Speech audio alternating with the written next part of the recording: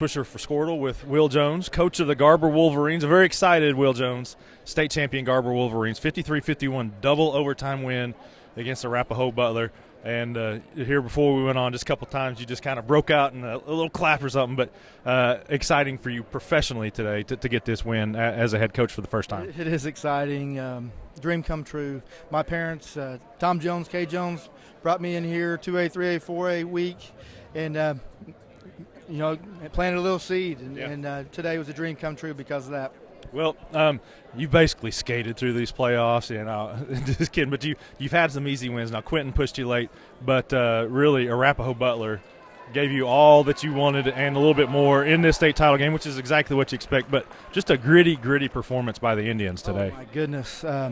My hat's off to them, and I told Coach Rogers, all I could say is sorry. I mean, and that is a terrible thing to say, but there's nothing good to say in that situation. But they fought their tails off. We did too. Somebody had to win, and honestly, I just felt bad for them because they played like champions today. To you, what was the difference? I mean, you got a ton of offensive rebounds today.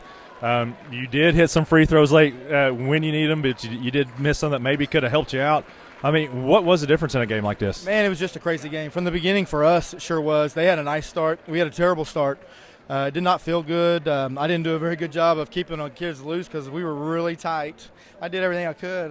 I don't know what I can learn from that, but anyway, from the get-go, it was a rough start, and then it was just a weird game the rest of the day. It kind of set the tone for the whole day, I think.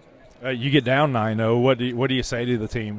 When they get down that way, knowing there's a lot of game left, but still, you don't want to spot a team in 9-0 lead. You mentioned that we kind of breezed through the playoffs. I'd rather not call a timeout. I had to call 2 early ones and kind of get after them a little bit, but they responded well. For us to have to be tied at halftime, almost had the lead going into half, was a huge accomplishment for how that first half went. And I really felt pretty good, like we would win at halftime, but not the way we did. It was really a crazy game.